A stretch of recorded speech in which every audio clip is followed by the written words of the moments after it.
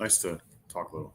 I know. Isn't it nice to talk a little? I'm finally Yeah, not alone. I can I know. finally talk White Sox with somebody else other than Somebody. myself. I'm not just echoing in Studio West, so I'm thrilled. Jared Wyllys is joining me to talk White Sox as we lead up to Thanksgiving. What are we thankful for? I know what I'm not thankful for. Still talking about trading Luis Robert Jr. in 2026. We will join you in a second here on the CHGO White Sox podcast.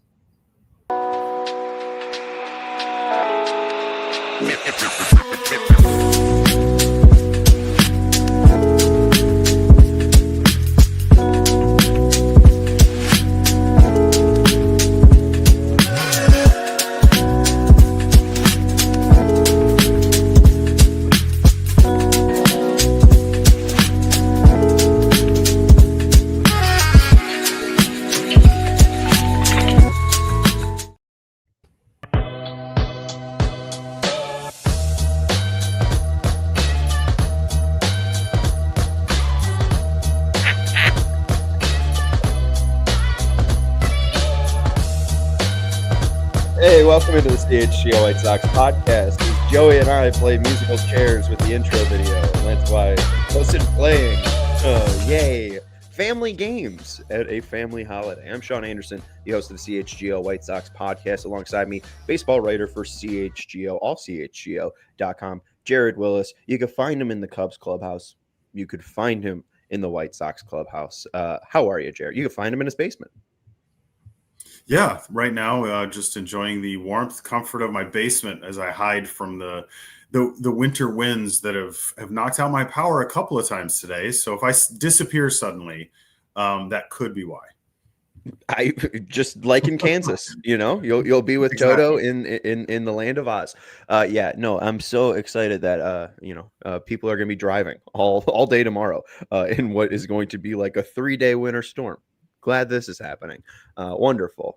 No ending November with another gale to celebrate the Edmund Fitzgerald. I think that's what really is going on. On today's show, we will be talking to Jared about Luis Robert Jr. I really haven't talked about this topic because I'm trying to avoid it as much as possible. There was a mention of Luis Robert Jr. in a Jeff Passan article. I was surprised by what he said. Haven't really delved into it. He's still a White Sox. We'll also talk about their rotation. Will they add a free agent? Will it be the mess we talked about yesterday? Jonathan Cannon, Davis Martin fitting into that. How does Drew Thorpe coming off Tommy John fit into that? And then also there is now the revamped Will Venable coaching staff. There are new people that we have to meet and figure out. Why don't we start with Passan and and Luis Robert Jr. Jeff wrote Luis Robert Jr., White Sox center fielder. After years of false alarms and diminished values, this might be the time Robert finally goes. Is Chris Getz just sick of it, like we all are? Is he just ready to be done talking about Luis Robert Jr.? Like, I feel like now is kind of the time you hold on and just start 2026 with him because, he wasn't that bad, but he showed you something. I guess I don't see the value in trading him now. I think your best bet if you're Chris Getz is to you've picked up his option for 2026, so you might as well get something out of it. And by something, what you hope for is a strong first half so that you can trade him in July and get a return then that's going to be a lot stronger than probably what you would get now. I have trouble seeing what you really stand to gain by trading him now as opposed to waiting until the trade deadline or somewhere close to it. Obviously, there's the risk in the first half of he gets hurt again or he continues to struggle at the plate or something like that. But I think that's a risk that you just kind of have to take and accept as a part of this process, because if you're really going to get the best return on Luis Robert Jr. that you can, it really is going to hinge on, can you have a Luis Robert show the league something in the first half of 2026, not only that he can look like the kind of player that everyone knows he's capable of being, but also that he can stay healthy, because that's been so much of the issue with him throughout his career. So if you can show teams that in April, May, June, then that to me makes the most sense as the time to move the guy, not now. Muted myself. Really wish we were in the studio. Remote life is not for me. You mentioned the injury, and that's why I'm mostly surprised that Passan would feel this way, because you look at the second half stats for Robert, and he looked phenomenal. 298 average, 352 on base percentage, 456 slugging percentage, and 125 plate appearances. That's a 126 weighted runs created plus, 5 homers, 11 stolen bases. Was already playing great defense, continued that, but then we see the injury that ends his season. I feel like teams have to say, like, can he get through spring training before I'm giving up a prospect and then having to pay this guy? Like, I don't see a team finally talking themselves into after, 2 off seasons and 2 trade deadlines where he didn't go anywhere. Yeah, and a lot of that too is because this is kind of the cycle we've been in with Luis Robert now for a few years. And still, I don't think anything has changed enough that it makes any more sense to trade him this winter as opposed to last winter or even the winter before that. And so, if the reason they held on to him at past trade deadlines was that they weren't getting the kind of return that they hoped that they would get, or getting the kind of offers that they would look for, I just don't see any reason why you would be getting them now that would look any better than what you got, say, last July or the July before that or the winter before that. Again, it makes all the sense in the world in my mind to stick with the guy through this offseason into spring training and into at least some portion of the 2026 season so that he can showcase health, good performance at the plate, and then when you strike while the iron's hot. So maybe that isn't waiting until July, maybe that isn't waiting until the trade deadline, but when he really looks like he's at his peak, knock on wood, trusting that that's what you're getting, then you flip the guy. So maybe that's an earlier trade than July. Take it when you can get it. It doesn't make a whole lot of sense to me sitting here in November to do it now. Yeah, I buy May. If maybe they trade him super early within the season, but yeah, I think you're going down the right road there. Let's talk about Will Venable. In recent news, before we get to the news that broke a couple weeks ago of the pitching coach and hitting coach hiring, Ethan Katz has a new job. So now the former White Sox pitching coach has a job in Houston, and the former hitting coach has a job in Kansas City. This feels weird, Jared. Why are the White Sox firing people and them getting hired by other Major League Baseball teams? Is this allowed? Like, is that? I was a little surprised to see it too. No knock on these guys necessarily, but this isn't how these things have gone for the last few years. So it's a refreshing surprise. Happy for Ethan Katz, especially to land in an organization like Houston. But yeah, a little surprised to see that. It's kind of a change of direction from what we're used to seeing. But the flip side of that is one of the things about 2026 that I'm looking forward to is now that Will Venable has a little more of the coaching staff that he wants in place, as opposed to some of like the carryovers from before. I'm excited to see what his group of guys looks like and what his brand of White Sox baseball looks like when he has that group in place. The thing that was noticeable when Getz made his first round of hires, it seemed like there was an emphasis on former major league playing experience. Katz didn't have that, but Tim's had that. Bourgeois had that. Obviously, Venable had that. Butera in the bullpen. Jersley at third base didn't. But there was a decent amount of coaches that they hired.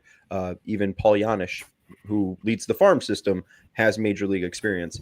With the hires that they made this offseason, Zach Bove as their pitching coach, Showman as their hitting coach, even their first base coach, who I still need to get a pronunciation on. I think it's Jose Laguerre. It kind of looks like Legler without the L. So I really don't know how to pronounce that. I didn't know there was ERs in the Spanish language. I thought it all got conjugated. But all of these guys came from D1, JUCO, lower level baseball rather than the high levels of Major League Baseball. Do you think that this is a Will Venable thing? Why do you think that there is this adjustment from Chris Getz and his previous round of hires? It does seem like something that, given what Getz's pattern has been in years past, it does seem like the kind of thing that this is a little more of Venable putting his stamp on the coaching staff and getting the kinds of guys that he wants. And it could be something too that's a little bit of a reflection of just a move that the league is making in general. Look at who the Giants just hired to be their manager, and maybe you are seeing something that is like the beginnings of a trend, or it's just the new wave of what teams are doing and what teams are open to when it comes to their coaching staffs. But yeah, I think to me this just looks like maybe at least this is more like the kinds of guys that Venable wants. And Katz is trusting his second year manager. Hey, if this is the sort of staff that you're looking for, let's go out and get those guys. Because if you still value major league experience, well, Venable has enough of his own to fill maybe whatever gaps some of these other guys don't have. So yeah, that's kind of my read on it. At least just kind of looking at what we know about these guys so far. Yeah, I'm excited that Showman's a White Sox fan. I can't get upset about that. They also hired I DM'd this guy Tony Medina, who worked with the what's it called, Schaumburg Boomers, and because Showman worked there, and I was like so excited for you. Then like a week later, Tony gets hired by the White Sox, so now we got like 2 White Sox fans that are now working for the team. So let's go. The question I wanted to ask you was Venable related. What was your largest takeaway after his first year? There was so much talk that this would be a guy ready for a job position. It seemed like he waited for this position. Kind of odd, but there was some success near the end of the season that showed Venable kind of worth the talk that he was drumming up. What did you take away from Venable's first season as a manager? I think one of the biggest differences I noticed was just in the atmosphere in the clubhouse, or the demeanor of the team felt a lot different.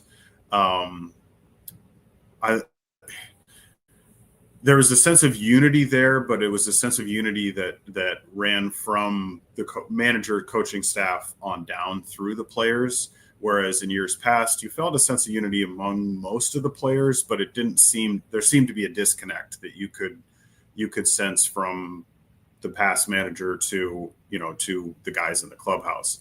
And so I saw a difference there just in kind of that spirit among that group. Still a group that was like frustrated by the amount of losing that they were doing, and unhappy with like, we're not as good as we want to be, as we think that we can be. But there was kind of a lighter spirit among them. I don't know if that makes sense, but things that you'd see in a clubhouse where there is a sense of like, we have a clear sense of direction. There is somebody in charge that we trust. I think that's, especially with young players, I think there was something to Venable having a lot of major league experience, where it was tough for Grifol because some of those veteran guys weren't really taking to him early on. And then I think that's part of why he kind of lost some of the younger guys, and there was a feeling of disconnect. I think Pedro Grifol did some things pretty well, but he clearly struggled with connecting with that clubhouse and getting, kind of forging a unified sense of direction in that group. And we saw some of that reflected in then what happened on the field. And that's a part of the difference I think I see in Venable. But also Venable's demeanor is very much like calm, matter of fact, but also he conveys a strong sense of like, I know what I'm doing, like a capability. And that's really, really important, I think, for a team like the White Sox that's navigating this, kind of slow progression out of just the absolute doldrums into, we're working our way towards successful seasons, but it might be a slow process. And so for some of these younger guys that are really going to be riding this out for a little while, I think having Venable there to guide them through that does make a pretty big difference. I think, the outside perspective of Grifol was it felt the players didn't feel, when things started to get away from him after that terrible April, that he really knew what he was doing. Maybe he did, maybe he didn't. But I even think about the Kevin Pillar moment where he's on foul territory and he's like, yeah, fast, whatever that means. Like immediately he's getting laughed at, maybe not by everybody, but if one person thinks that person starts talking to that person, then it just kind of spreads. So, yeah, I mean, Grifol, kind of just stepped in it right away. We're going to take a break here at the CHGO White Sox on the CHGO White Sox podcast. We'll be back with Jared Wyllys to talk about some of those young players that Will Venable was able to rally up during the season. Here is some ads from our friends at CHGO. I don't know. I've done better segues. We want to let you know about our friends over at Bet365. With our friends over at Bet365, you can wager your first wager of $5 with our friends over at Bet365 and get $150 in bonus bets to wager on in-game wagering. Maybe you're bored on Thanksgiving. Maybe you're bored on Black Friday. Bears play at 2 p.m. Don't forget, use code CHGO365 when you sign up for this fantastic offer on Thursday Night Football. So tomorrow, and likely not only just on the night games, they'll probably be nice to give you some Turkey Day bonuses. There's a $10 safety net bet that you could take advantage of. And then also check out the fun stuff because it's going to be Black Friday. They usually don't play games on Fridays. They're usually going to try to, make your Friday more fun. Go check out Bet365. Use code CHGO365. When you bet $5, you get $150 in bonus bets, whether the bet of $5 wins or loses. Check out Bet365. Must be 21 plus. If you or someone you know has a gambling problem, crisis counseling and referral services can be accessed by calling 1-800-GAMBLER. In-app only. Whatever the moment, it's never ordinary with Bet365. We also want to let you know about our friends over at Four Seasons. Jared already brought it up. It is cold. It is windy. It is wintry. Winter is here. Is your home's heating up for the challenge? If you have a plumbing emergency, call Four Seasons. If you have an electrical emergency, call Four Seasons. If you need a new hot water tank installed today, call Four Seasons. Four Seasons Heating, Air Conditioning, Plumbing, and Electric has been serving Chicagoland for over 50 years. I'm going to say 400, which is not 50. Your trusted local experts are Four Seasons Heating, Air Conditioning, Plumbing, and Electric. At Four Seasons, they guarantee same-day installation for all your heating, cooling, plumbing, electrical, and generator needs with no extra charges for nights, weekends, or holidays. Your trusted local experts are Four Seasons Heating, Air Conditioning, Plumbing, and Electric. Visit fourseasonsheatingcooling.com for all their special offers and money-saving coupons. That's fourseasonsheatingcooling.com. Back here on the CHGO White Sox podcast with all CHGO baseball writer Jared Wyllys. You can follow him at JWyllys, Y's instead of I's. We want to transition away from what the Sox have done and what they could possibly do. I have been talking about the holes in this team. We'll talk about the clear, obvious bright spots at shortstop and catcher. You can make a case for second base as well. But whether Miguel Vargas is playing third base, whether Miguel Vargas is playing first base, they don't have somebody to play the other position. What do you make of the in-house candidates, and is there somebody on the market that screams White Sox in any way? Well, to the second part of that question, unfortunately, I don't know. I don't think so. So if you're looking to bring somebody in from outside of the organization through free agency, I don't know that that's a realistic path, but that does kind of leave you in a hard spot just because, Vargas is going to do one or the other, and we're going to see probably a little bit of both throughout this season. So then that does always leave open that question of, who's in the other spot. One of the things, and you've alluded to, Kyle Teel and Edgar Quero already, but one of the things that became a question toward the end of the 2025 season was when both of those guys were hitting well, was finding opportunities for them to get in the lineup. And so one of the easy paths sometimes for that is expanding their defensive flexibility. And so if that maybe even looks like having the two of them, one or both of them, start to work on learning to play first base so that when needed or as the opportunity is there, you can plug one of them in there. That's not a great solution. That's not a long-term solution necessarily. But I'm of the opinion for a team that is still kind of developing not only as a whole group, but also some of these younger guys. I think that's a move that's smart to make. We also saw, last year, the very interesting Corey Lee in the outfield experiment. So, if, there's guys who sometimes like him, like your path to staying on the roster is finding other spots to play defensively. And so sometimes that's just the path that you have to take. So One of my Yeah. favorite post game moments, by the way, was someone complimenting him on his throw from left field, and it was a compliment he didn't really want to take because he was, of course, still thinking about that ball that like bounced off his thigh. So, Well, I was wondering interesting where stuff. you were gonna go with that one because I was like, is he thinking about Corey Lee at third base? And then I was like, oh, But gotcha. You know, no, no, just guys playing out of just position. Yeah, yeah, exactly. Yeah. maybe Brian Ramos finds a home in left field. We'll never know. Yeah, no, I got you on that one. Before we get to Colson, Teel, Quero, the rotation isn't really clear. Shane Smith is pretty clear. Outside of that, maybe Sean Burke, maybe Cannon, maybe Martin.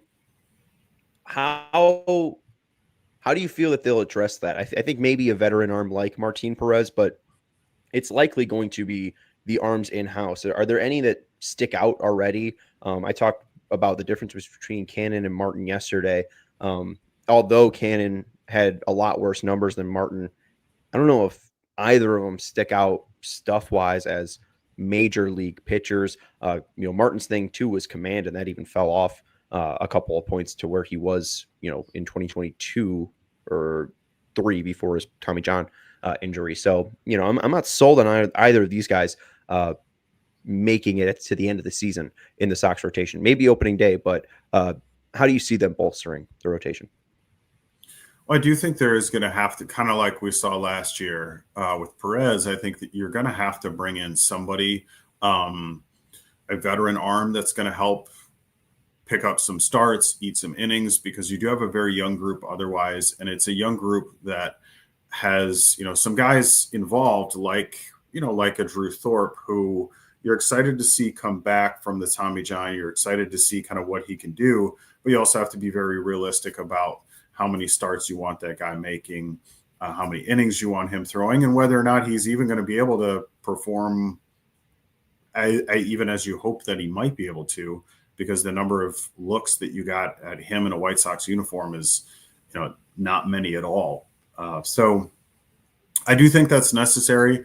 The trouble with that right now is just the way that the starting pitching free agent market is shaping up, is it's still very much geared toward those top arms, while you still have the Dylan Cease and the Michael King and the Japanese pitcher Amai that's just been posted. None of those guys are White Sox targets, unfortunately, and so you sort of have to ride the market a little bit and see what happens there, and then as you work down into some of those other options, and that's where they're probably going to make their additions. And so I do think it's going to be a little bit before you see them sign somebody for that rotation. But I do think it's something that's going to happen, because there's some arms among that group that of the guys that they currently have that I'm intrigued by. But do I want the White Sox filling out their rotation with that group? Not necessarily.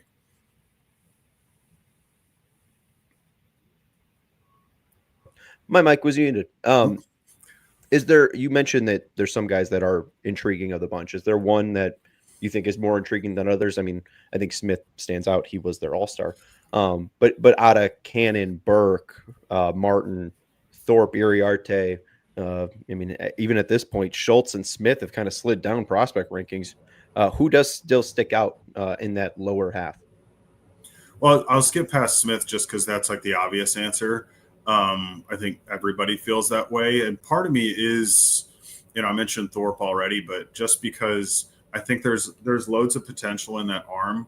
And so, and he was a big part of that Dylan Cease trade in 2024. So I think this is like a chance to see, as he gets back on the mound, see something of what you have. I don't, there's a lot. There are a lot of variables still with him, but I think just in terms of like long-term outlook, I'm most excited to see what Drew Thorpe looks like on the mound. I think we saw some really exciting things from Sean Burke at times. There were moments where, he looked like somebody that can develop into, a legit starter. Jonathan Cannon is somebody who I'm probably perpetually going to always be hoping that there's something there, but I have more question marks there. So for me, it's Thorpe and then Burke. Yeah, it's just so weird to me that Thorpe can be 6'4" and just not even get to a major league fastball average velocity. I wonder if in this off time, maybe he's just been doing a ton of squats. Maybe Drew Thorpe is Right. just going to have thighs the size of his head, and then that way we'll just see Drew Thorpe's potential and ability just skyrocket. All right, let's get into some of the thankful things that we were thankful for in the White Sox organization. Just a note here, just because, again, I'm still surprised by this. I don't know if you have heard from the White Sox themselves the importance of the Rule 5. I won't ask you about guys that you like because I don't think you've done the deep dive into Rule 5 guys that are eligible. Not quite yet. But they got 100 innings pitched from 2 separate Rule 5 pitchers in the same season. I feel like that's just we don't even have to fact check that. That's just right? I mean, they're the only team ever to get 200 innings pitched from 2 separate players drafted in the Rule 5 in the year of the draft. Just run with it. Right. It's got to be a first. It's just I don't really think that hit like to me that Vassell out of the bullpen threw 100 innings. Anyways, Colson, how do you sum up his 2025? It's crazy that this player finished 5th in Rookie of the Year voting after only playing 71 games. And I would make the argument, because I'm a meatball White Sox fan, that he even had a better season than Roman Anthony, who was called up at the beginning of the year. And obviously Anthony got injured as well, but around the same amount of games played, Colson Montgomery has the higher WAR. I'm just saying. Those numbers don't lie, some cold hard facts right there. But I just think what is amazing to me when you look at Colson Montgomery's 2025 is it's easy to forget that in the same year that he had to be sent back to Arizona to the team's complex to work on his approach at the plate. And the same year that happened, he's called up, he puts up these kind of numbers and gets himself into the Rookie of the Year conversation. Like, that feels like two things that should have happened like 5 years apart from each other. So much so that like there were some serious questions about, is this guy going to get called up at all? And I have to admit, when I saw that they did call him up, I sort of felt like my initial reaction was this could be ugly. But hey, nothing but credit to the guy for just absolutely, mashing and two, put a lot of emphasis on the home runs, but the guy played some amazing defense too. Like he really looked like a great shortstop. In fact, that was in his debut when he ranges out into left field and makes a pretty incredible catch in his very first game in the major leagues. So I like the fact that he was wowing with his glove first, but then it was just home run after home run. So talk about like, not only the talent is evidently real, but I think for a guy who, in terms of just a young player and his confidence and his belief in his ability to have the boost of going from where he was at the beginning of the season to where things ended, he's got to be like coming into this offseason and spring training in February. Of anybody on the team, the one guy I'm most excited to see what his 2026 season looks like. Absolutely, because if he has 20 homers in the first half, I think I might faint. Like if he's able to somehow put together a whole 140 games in his first year of playing of 40 homers, I will faint. Like the only shortstops to ever hit 40 homers in a season are Alex Rodriguez and Ernie Banks. And like you said, like when they called him up, I was like, I don't think this is going to go anywhere. And now I could possibly put him into Alex Rodriguez and Ernie Banks territory. Just absurd. That's pretty good company. Yeah. It's not bad. Good company. Kyle Teel and Edgar Quero can be buddies behind home plate together. There was the report around the same day that, just during the GM meetings, teams need catching. So there was the idea that, hey, Sox are listening. It wasn't more that the Sox are going to trade Kyle Teel or the Sox are going to trade Edgar Quero. They're just listening. They could trade the guy you mentioned earlier, Corey Lee. They got catchers out the wazoo. How do you think this shakes out? Do you think that you're going to see Teel and Quero in 2026 in White Sox uniforms?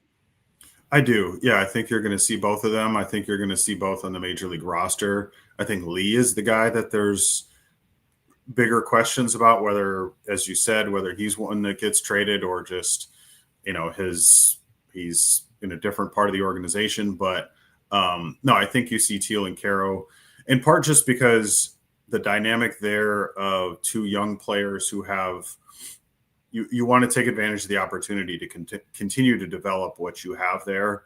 And I would not want to see them let go of either of those guys at this point. Not to say that they couldn't be trade fodder down the road, but right now, I expect and I hope that they're both still going to be in the organization come spring training and even opening day. Yeah, absolutely. I see the world in Teel, and then even Showman in I think an article with Sox Machine. He brought up like, I'm going to be the biggest guy of someone shooting a ball the other way into the gap, and I'm like, that's pretty much what Edgar Quero did during every single at bat with a runner on. Jared, appreciate your time. Thank you so much for joining us. You could read Jared's work at ALLCITY.com. You can read him at Jared Wyllys, Y's instead of I's, on the socials. Jared, appreciate your time, and have a good Thanksgiving. Thanks, Sean. You too. Absolutely. There we go, Joey. And that's why we pay you the big bucks to press the gobble buttons. We're going to take a break here on the CHGO White Sox podcast, and I'll be back to wrap things up here on the CHGO White Sox podcast.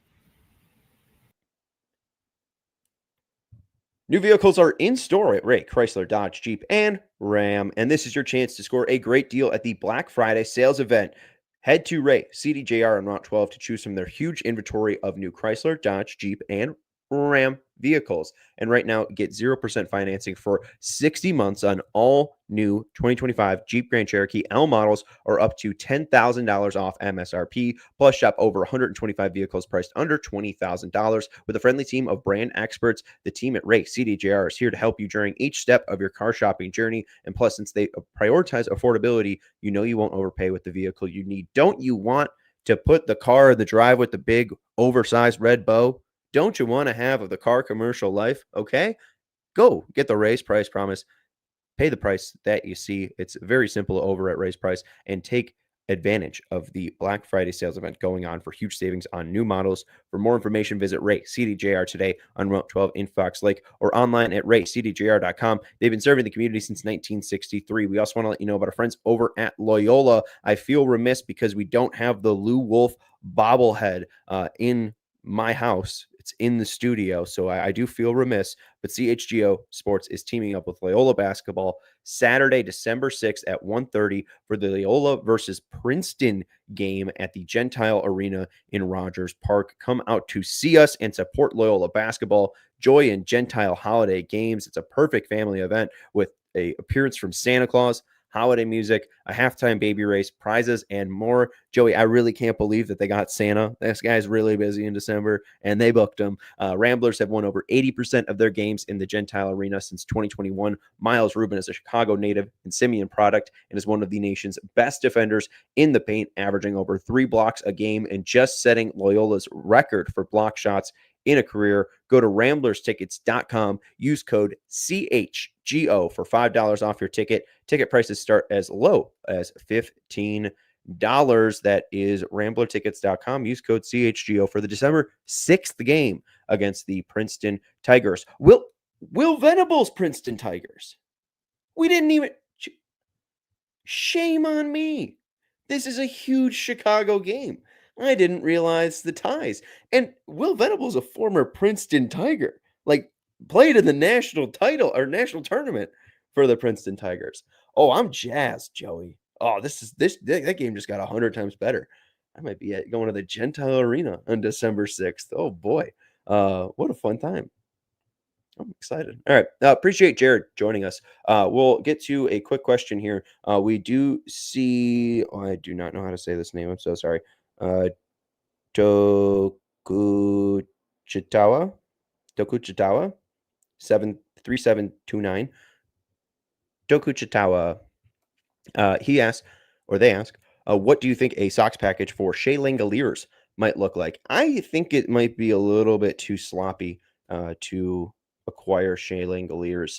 While they do have a dearth of pitching, they need pitchers, they have hitters, but I don't see them trading away a guy that in back-to-back seasons has 60 homers. He's catching too. I think it's about 100 games every season at catcher. 123, 131, 108. More DH appearances this year, but it was only 16. I don't see a deal working out because the Sox just have too many catchers. And I understand that he doesn't necessarily have to play catcher. He could be their DH, he could be their first baseman. But I I don't see them acquiring Langeliers because so many teams need catchers that I think some team would be willing to just have Langeliers be the catcher for 100 games and hit 30 bombs. That's extremely, extremely valuable. Joey was talking on the Cubs show today about the Cubs power and, from Carson Kelly and Amaya and Reese McGuire, they got over 30 homers. And I think they were one of 9 teams with 30 homers from the catcher position. And then the team in 10th was 25th, or it had 25. So there was even like a 5 homer gap between the teams that had 30. You got 69 homers or something like that from Cal Raleigh. But outside of that, there was like only a couple teams that had that like 40 to 30 run. I think the Sox can easily have that. How many homers does Quero actually hit in a season? I do wonder what the Fangraph Zips projection has. But I think Teel could get to 20 fairly easily. We saw a ton of pop from him, so I would be kind of surprised if he doesn't. Fangraphs has him hitting 12. I feel like that's a little low. I was gonna say, is it like that far off to say Kyle Teel hits like 18 and Quero hits 12? And there's your 30. Yeah, no, I think we're taking up or down. They have Quero hitting 8, so I mean that's 20 there. But I mean, how many did Teel hit? How many did Teel hit in? Because they have him in 506 plate appearances. I thought he got to Teel hit 8 last year, but didn't he slug like 5 something? He slugged 411. And they have him slugging 373. So, I mean, I could see a dip, sure, but I think he's going to be over 400. 20 homers seems safe, though. Just being conservative. I think that. Because I don't even know if Quero hits 8. Like, I felt like that was a little bit of a high estimate. It will be a full season, but we did pretty much see a full season from him. We didn't see that much pop. But 25 homers? I think Teel can hit 18. I don't think that's crazy. No, I don't think that's crazy at all. He had a really just nice run at the end of the season there where he was just unloading on baseball. So, yeah, I mean, the catcher position's fine. And even regardless of that, it's not even about acquiring Shea Langeliers for his catching abilities. It's mostly you're acquiring him for his ability to hit homers. I think it might be tough to work out. I'd give him Davis Martin. You can have Drew Thorpe. I just don't think it's going to work out. Because that's the other thing, too. Jared brings up Drew Thorpe. I like Drew Thorpe as a person. I like Drew Thorpe's mustache. I don't like Drew Thorpe. I don't think you can get by in Major League Baseball with that much of a difference in your four-seam fastball velocity compared to the Major League average. I mean, he's in the 11th percentile of fastball velo, and I bet now in 2026 he's probably going to be under the 10th velo. Maybe it's that drastic where it really throws people off, but we saw that I think his changeup really just never hit the zone. I'll look that up on TJ Stats, but I don't think he was able to locate his changeup enough to make it tantalizing where he was getting the whiffs that he wanted, because if you sit fastball, you're just going to hit his fastball because it's hittable. There isn't anything really unique about it. It has a little less arm side run than four-seam fastballs typically have. So it's a little bit more straighter, for a little bit lack of a better word. But I don't think that helps it. I think it just kind of makes it a fat pitch to hit. His four-seam fastball graded out TJ Stuff plus wise as an 89. The changeup was only a 97. The zone percentage was 43.4, which wasn't good, and his four-seam fastball zone percentage was 49.6. So he's really got to throw that four-seamer in the zone. It seemed like he was fairly afraid of it. You also look at the chase percentage, 12.8%. So when it was out of the zone, guys weren't swinging and missing at it. And then the whiff percentage, 7.7%. Guys weren't swinging and missing at that ball. You need to see a fastball whiff rate well above 10%. And he just doesn't have a major league fastball. I think that's really what the takeaway is. The changeup, 37.9% whiff rate, 37.2% chase rate. The zone percentage was a little bit higher than I thought, and I think it's higher than the major league average, 43.3%. But his entire zone percentage on his 721 pitches was 44.4%. A guy with this lack of stuff being unable to hit the zone, like Thorpe, if he's going to make it in Major League Baseball, needs to be a command king. And, I think that's an ability you either have or don't. And his prospect ratings weren't saying, this guy can dot him with the best of it. I think that a big thing for Thorpe is going to be strengthening and conditioning. He needs to be bigger. He needs to be stronger. He needs to throw faster. If he doesn't, he's not going to be a major league pitcher. So I hope that they could trade him for Shea Langeliers. I kind of made that up, though. And that's just me making a wish on the other half of the wishbone. That's not reality there. That's just me soaking my head in a bunch of alcohol. That's not, I don't think, a saying, but yeah, I see your face, Joey. I see your face back there. That just seems like I'm just gonna dip my head in hydrochloric acid or hydrogen peroxide. And hey, Sean, what you doing? Soaking your head in alcohol? Yeah, man. This brain's rotten. Is that Michelob Ultra? It smells Folks, like 41 minutes. The top of your head smells like Michelob Ultra. It's 96% or 96 calories. It's a very light beer. Yeah, 2.6. Great for the talk skin. about. So yeah, I guess I made up a saying 41 minutes into the show.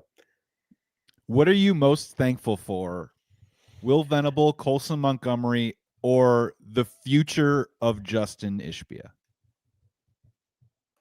The third one seems obvious, but it hasn't happened yet. It's not a slam dunk. I haven't been able to make ends meet about what's going on in Phoenix. It seems like his brother's in the news. Like I saw a tweet. His brother's been in the news for quite some time. Right, but I thought there was some further suit. Oh, I'm sure. Yeah, there was a lawsuit that claims Suns owner Matt Ishbia treated team like his personal piggy bank from Doug Holler and Mike Vorkanov.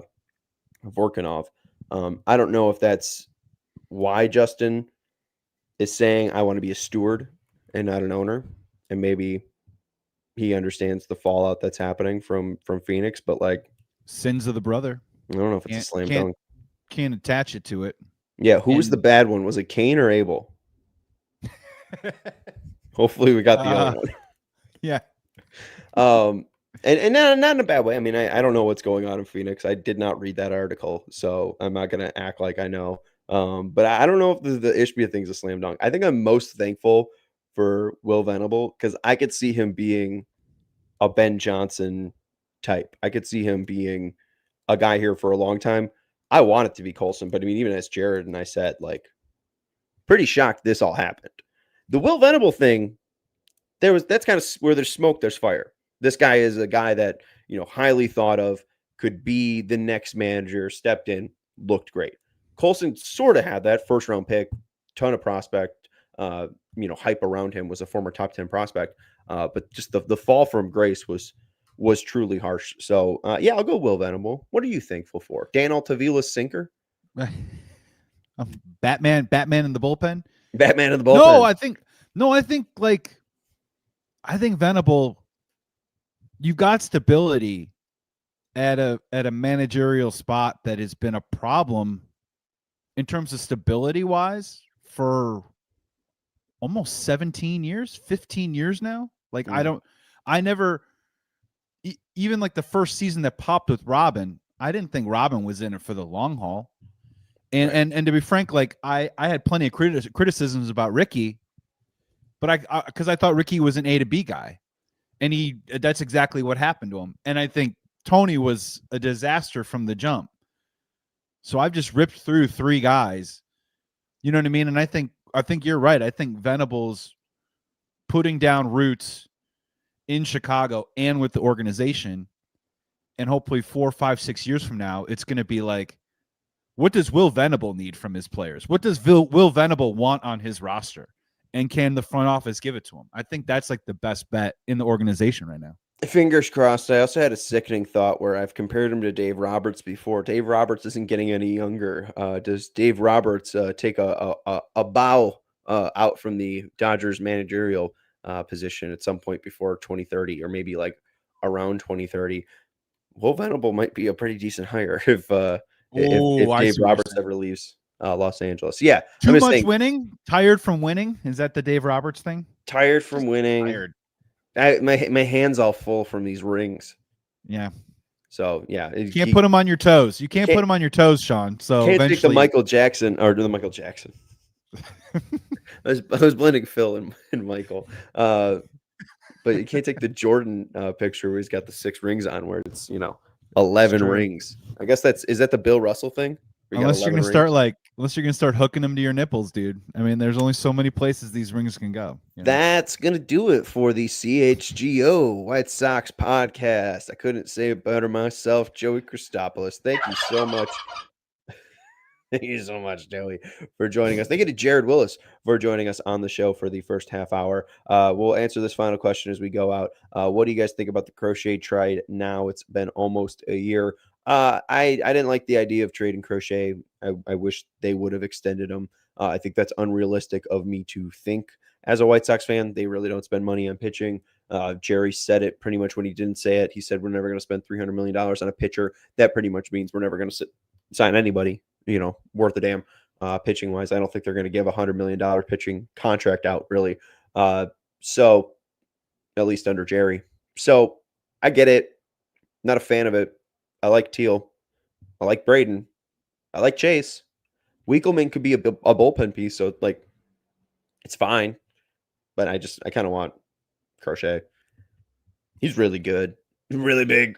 He throws really fast, and he's really good. So yeah, I would rather just kind of see our homegrown talent continue to flourish, but that's just unrealistic.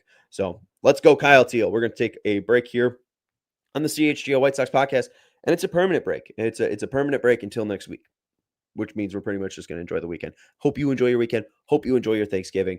Drive safe if you are driving. Maybe you're my producer, Joey, who will be driving back at some point this weekend. Have a safe Thanksgiving. Gobble your way through Thanksgiving, and we will see you later. Goodbye. We all silly like the mayor.